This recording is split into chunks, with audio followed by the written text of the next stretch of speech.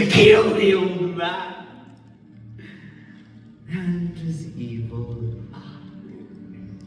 However, on the 8th night, I opened his door more cautiously than usual. But on this night, perhaps he heard me, for he moved on the bed suddenly, as if startled. Not a second or two passed before the old man sprang out of bed crying out, "Who's there?" I kept silent and still for a whole hour. I did not move a muscle. And still, listening, just as I had done, night after night. Although he neither saw nor heard me, he could most certainly feel my presence in the room. So I decided to make just the tiniest little crack in my lantern. As I opened it, a tiny beam of light shot out from the crevice and fell upon his wide open vulture eye. That's when I heard it.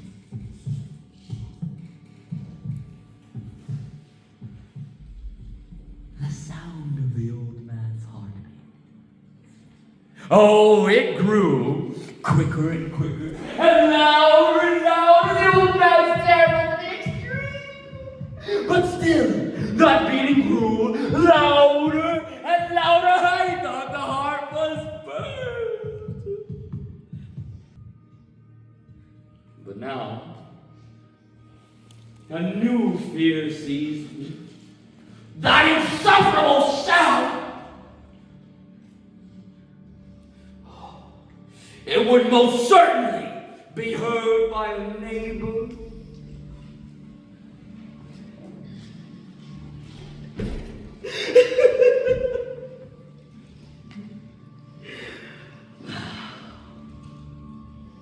Which means the old man's time had come.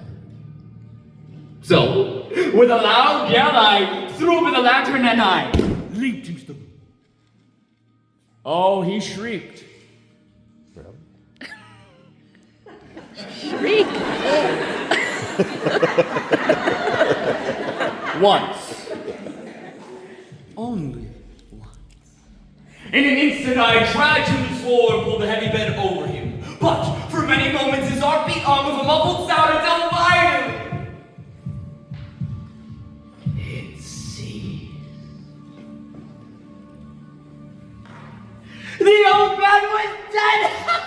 His eye would show me no more. Now, if you still think me to be mad, why, you will think so no longer. When I describe the wise precautions I took for the concealment of the body. Now, I worked hastily, but in silence as I dismembered his corpse. I pulled 3 wooden planks from the flooring of the room and put his body underneath the floor. I then replaced the planks so cleverly that no human eye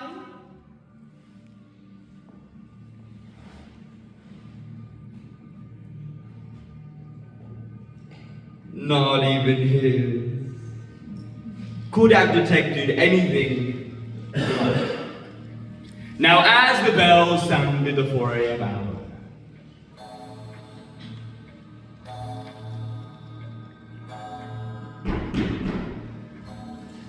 there came a knocking at the street door. Of course, I went down to open it for. What had I now to fear?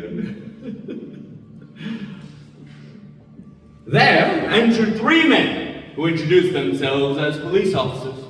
A shriek had been heard by a neighbor in the night, and they had been dispatched to investigate the house.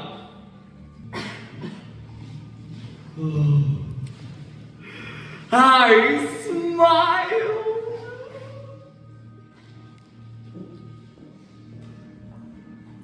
For what had I now to fear? I welcomed them in, assuring them that the shriek was my own, in a dream. The old man, I mentioned, was out of the country. Now, I took my visitors all over the house. I bade them search. Search well. I led them, in length, to his chambers. I showed them his treasures, secure, undisturbed. In the height of my enthusiasm, I brought chairs into the room and desired them to rest here from their fatigues. Voila. Well, I already had my seat.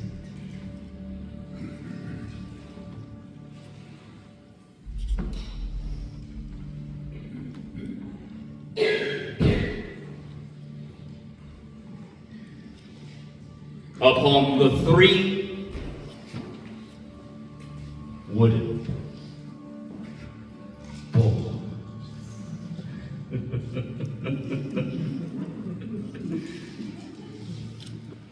Well, the officers were satisfied. My calm manner had convinced them. We sat, and as I answered cheerily, they chatted of familiar things.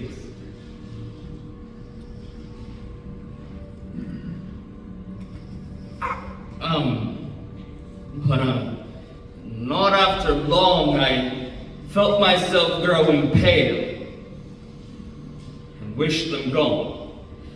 My head ached, and I had this ringing in my ears, and still the men just sat there, smiling pleasantly. Well, no doubt by now I had grown very pale, but I spoke more fluently and with a louder voice.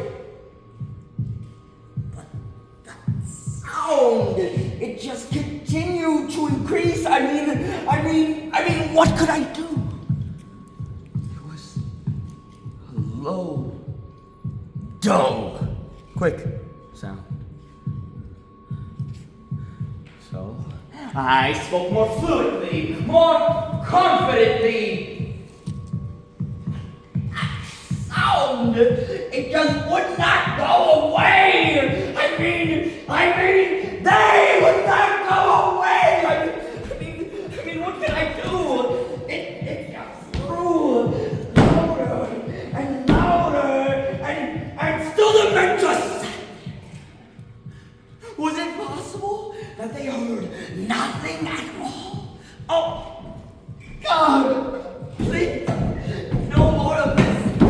Please, stop. No more. No, stop this. Forgive me. Stop.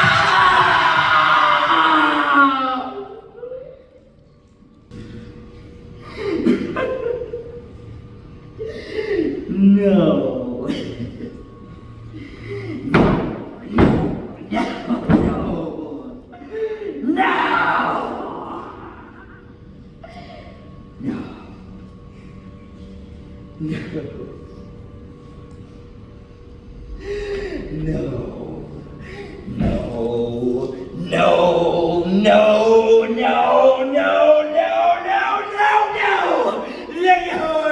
They suspected, they knew, they were making a mockery of my horror. But anything was better than this agony, anything more tolerable than this. I could bear those smiles no longer. I felt that I must scream or die. And still, it just grew louder and louder and louder and louder. All right, tell me no more, Edmund Betty.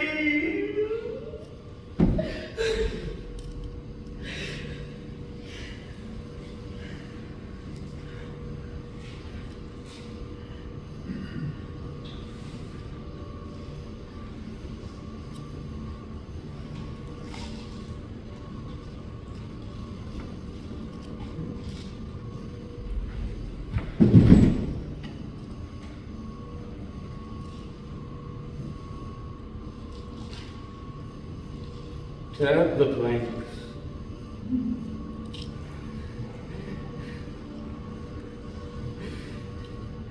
Come now. Here. Here!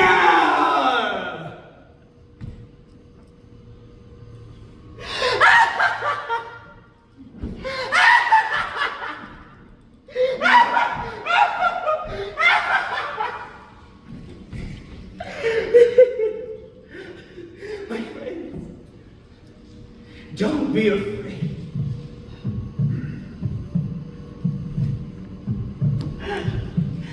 Do you hear that wonderful sound? Why?